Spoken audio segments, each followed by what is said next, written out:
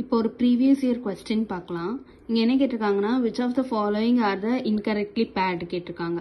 2016ல the right of a persons with a disability act correct.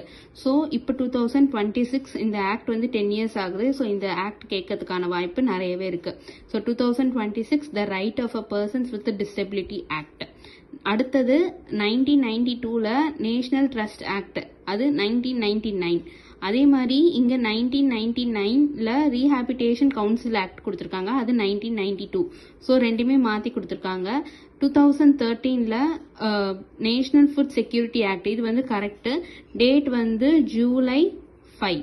ஓகேங்களா? So July 5 2013ல இருந்து national food security act. இதே வந்து national food security mission ஒன்று இருக்கும், அது வந்து எப்போ அப்படின்னா 2007.